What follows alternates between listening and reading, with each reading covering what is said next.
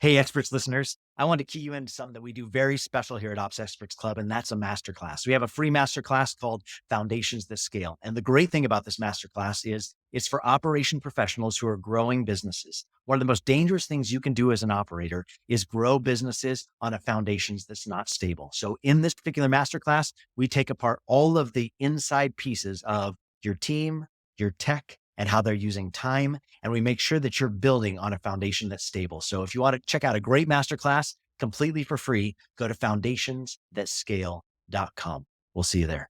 Welcome to the Ops Experts Club with Aaron, Terryn, and Savannah. This podcast will take you behind the scenes of some of the finer details of multi-million-dollar companies. These ops experts have dealt with operations for scaling companies and well-established businesses with anywhere from small to large teams. If you've ever been deep into the details of a major company, then you know how much it takes, and these conversations are just for you. Welcome to the Ops Experts Club podcast. Woo! Hey, Ops Experts Club. I got a whoop for you guys in Aaron's absence.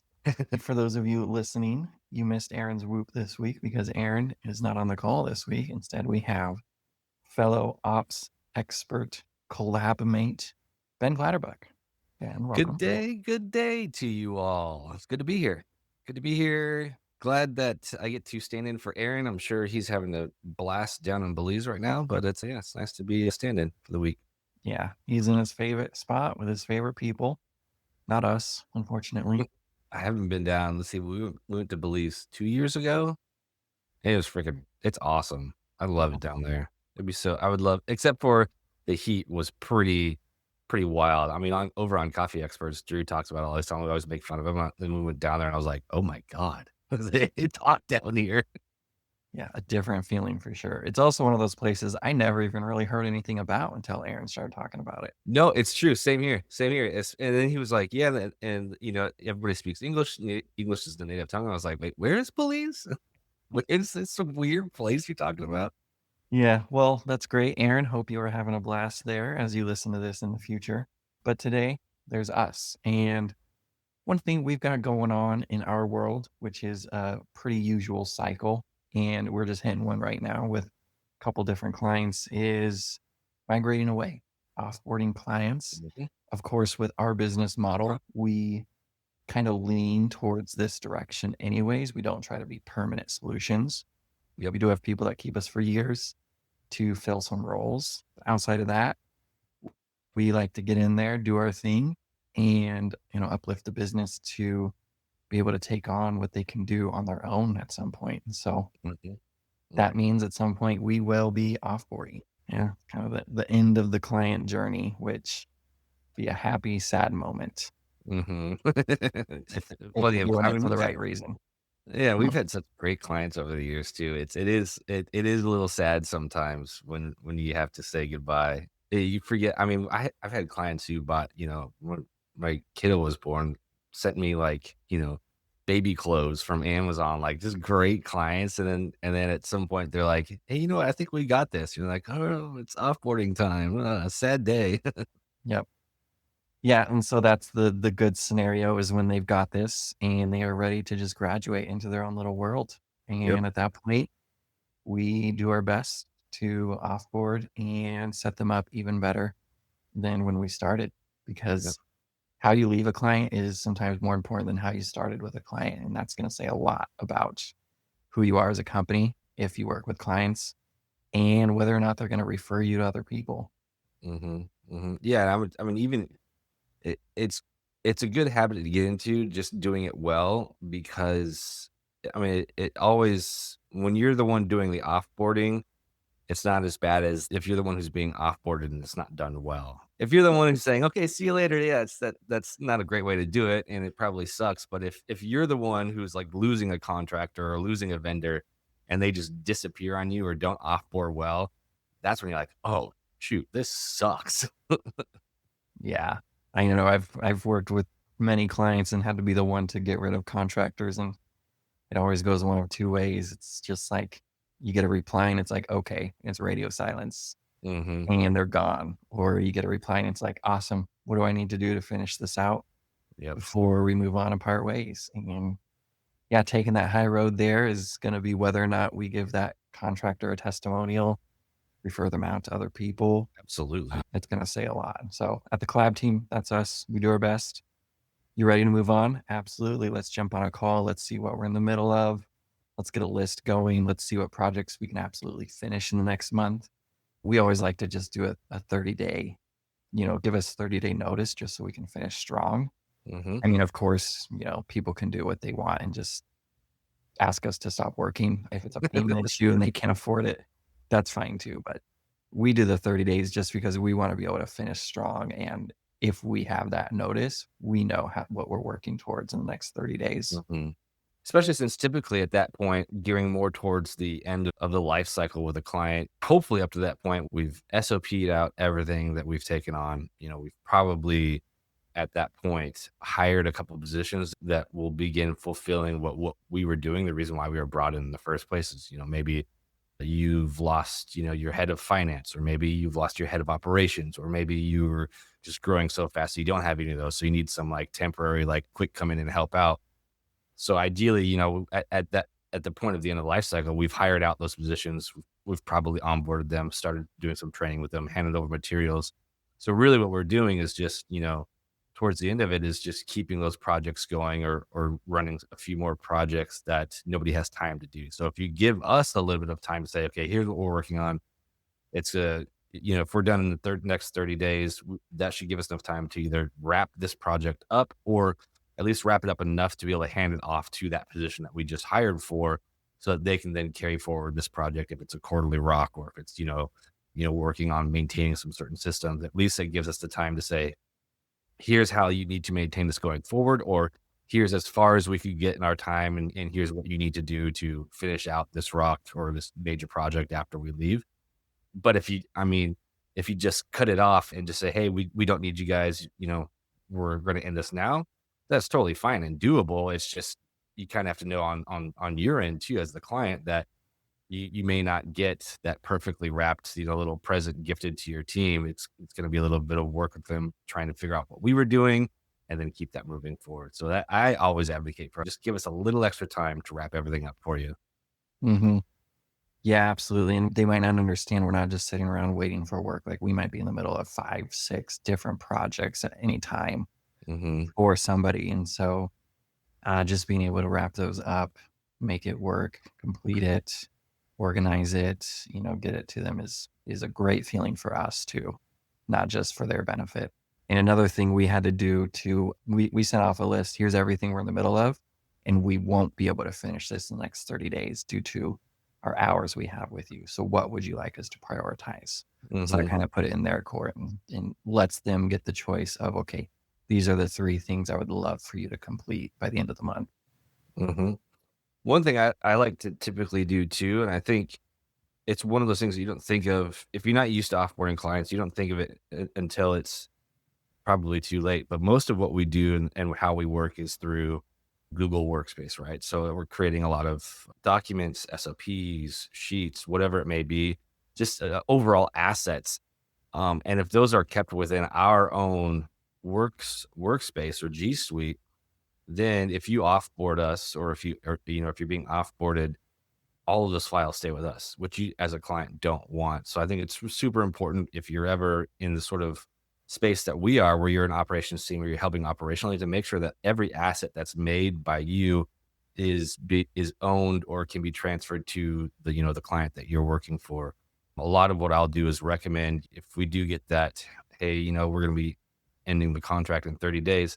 First thing I'll do is, okay, great, awesome. Can you create a shared drive that I can transfer everything that we've created over into? Share with us. That way I can actually transfer ownership to you. And then when you get rid of our logins, get rid of our, company emails, you don't just like lose everything. Because I found out a long time ago that if you create something inside Google, you can't transfer ownership of it to somebody outside of your organization. So Yeah. if you just cut us, all of those SOPs just get sent nowhere. Or you have to download folders and Excels and Word docs, zip them all up, and it just makes it a hassle. So if you're ever in our position where clients are saying, hey, we don't need you anymore, we've got it from here, make sure that shared drive is created. And if you're on the client side, if you're working with an operations team or you're working with us for any reason, if they don't recommend it, just make sure that you create a shared drive that you can share with that team that you're working with, so that all of those assets can be transferred and you don't risk losing anything. Yep. And you can also make copies, it's give them a folder and say, here, make a copy of this entire folder, add it to your own ecosystem. You can be double sure that way. But yeah, we do a lot of files here, especially building out SOPs. We don't always get our own user accounts for clients. Yep. Because those kind of costs add up. So file handoff is a big one for sure. And that's a great approach to take for it. And another one that we'll do is the simple roles migration list. And it can be real simple the way we built it out. And if you'd like a copy, I'm sure we can get you one. If you comment roles migration or moles migration, we'll get it your way. And yeah, it's just what's the task? What's the frequency? How long does it take? Any notes? And then that's it. You can hand it off that way. Or there's another column that says who's going to do it next. Yep. There's also another column for an SOP. If it's got an SOP link, you can add that in there, but it can get more complex from there. But at the very least, it's just what do you do and how often. And that's our starting list of, okay, here's what we're in charge of. Here's what you're going to need to get filled by the time we leave. Yeah. And typically I've seen that kick off to okay, wait, actually, before you go, can we do one more recruiting project? Because obviously what you guys are doing hasn't been quite filled yet, which is totally fine. And then from there, the client's usually like, okay, 30 days might have been a little aggressive. Maybe we end our contract at the end of next quarter, because obviously, we've got a ton of duties that need to be tasked out. And, if we have, hired, but we're still holding a lot of routine duties, then, we go back to the original delegate and elevate and say, okay, who can take these tasks on or these duties on? If they can't, if the collab has been holding so many tasks and duties that it then requires another position to be filled, great, we'll recruit for that. And then again, onboard. And then then you can get rid of us. Yep. And our goal is just, as always, for the client to be set up as successful as possible. So that's where we work from. That's where any good vendor contractor should work from. Our name is pretty gold in this area and in this industry, and we like to keep it that way. And we like to, of course, be available afterwards too. I get questions from people all the time, different clients or different employees of different clients, just asking for a help, a quick document they can't find, a tip, piece of advice, anything like that. And just being available is really supportive to them in those first few months afterwards too. I think you bring up a really good point, actually. It made me think, when you, as a company who's looking to hire an operations team or operational help, I think it's a really good idea to ask them about, what does offboarding look like? Just like right up front. If you ask us that, we'll say everything we've already said. But if you're looking to bring on an operations team and you say, before you even sign the contract, what does offboarding look like? How long is the contract? What does offboarding look like? What does that look like if I'm not happy with their services? What does that look like if, we have to extend your services? And if they don't really have any answers for what does offboarding look like, I wouldn't call it a deal breaker, but I'd be a little concerned, because obviously if I'm hiring you and not hiring an internal position, it means I don't want you as a permanent team member. So at some point we are going to have the conversation of, okay, your services are no longer needed. And if you don't have an answer for me on what does offboarding look like, I would be concerned that you're going to just be, okay, see you later. We're not getting paid anymore. We're taking everything with us and we're gone.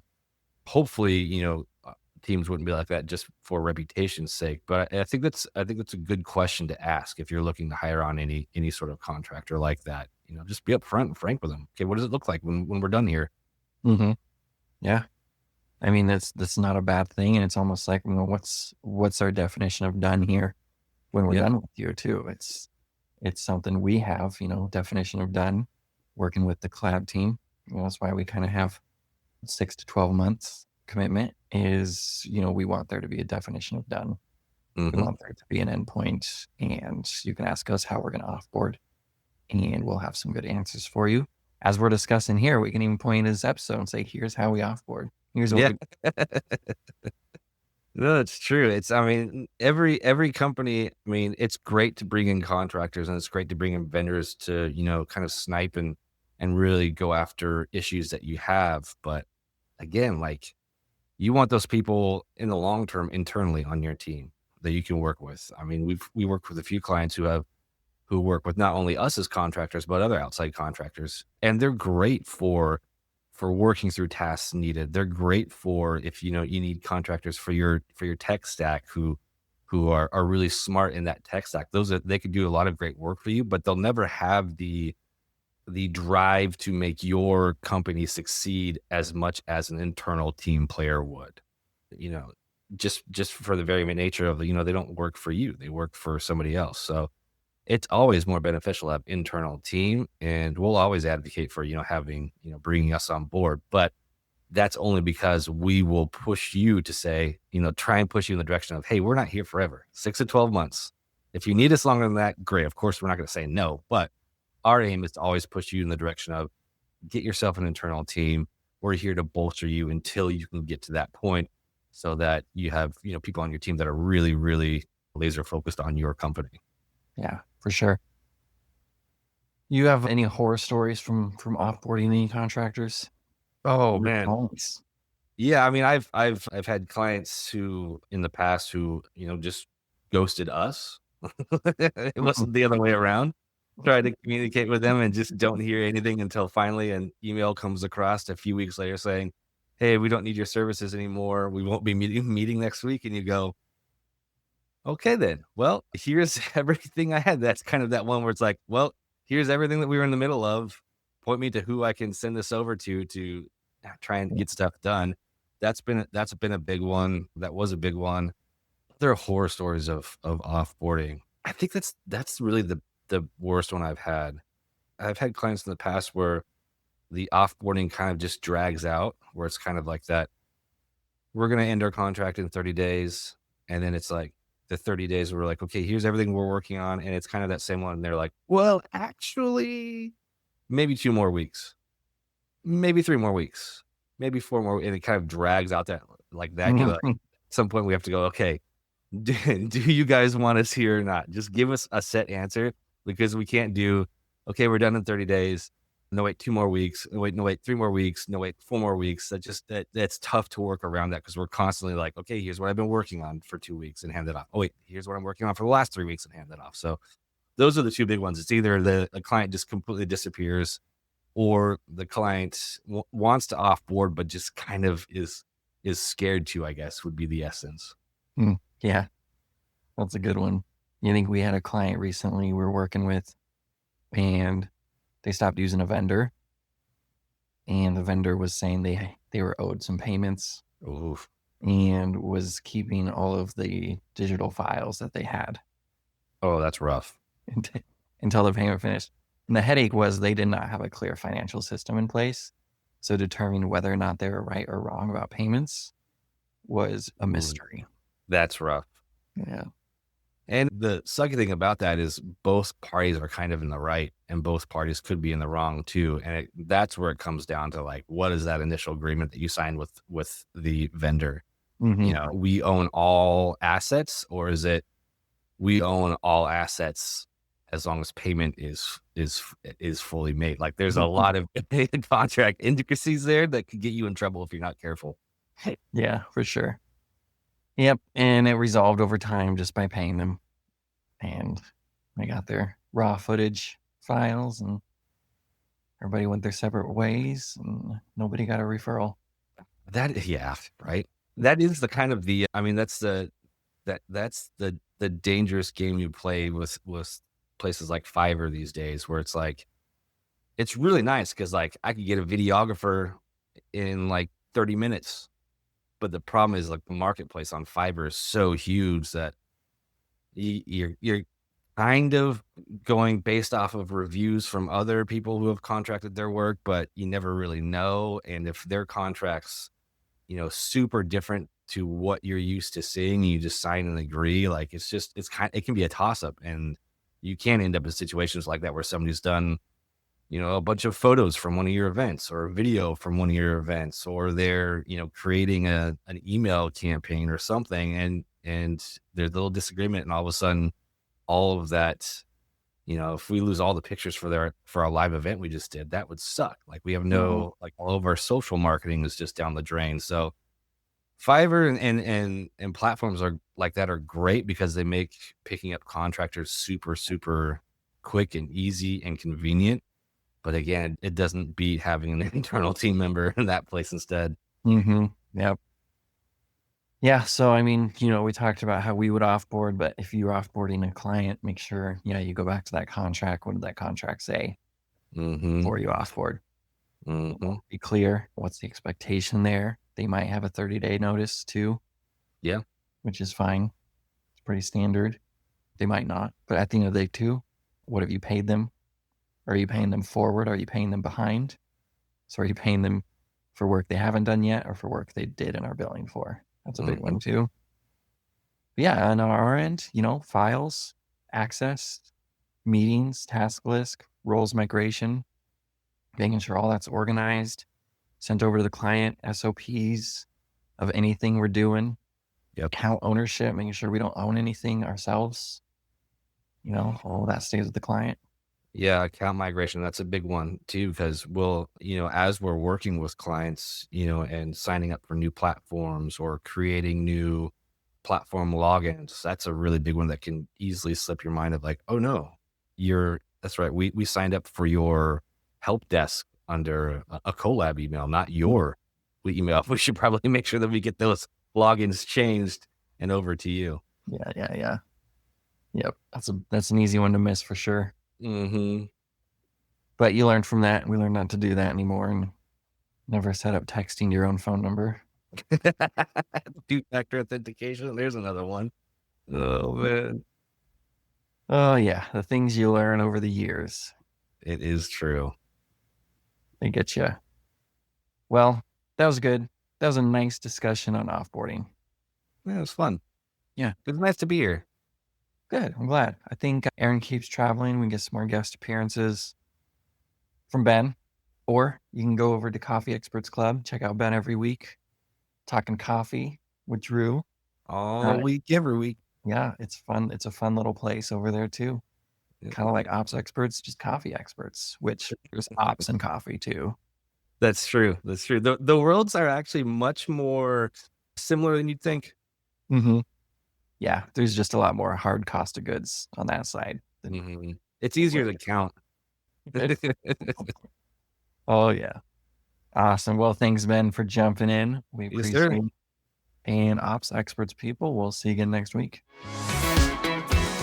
Thank you for tuning in to the Ops Experts Club podcast. New episodes available every week on Spotify, iTunes, and everywhere you listen to podcasts. If you're curious about how some of the biggest names in entrepreneurship have scaled their businesses to the next level, check out some of our best content on this topic by going to foundationsthatscale.com. You can find the link in our bio and do your part to improve as an ops expert.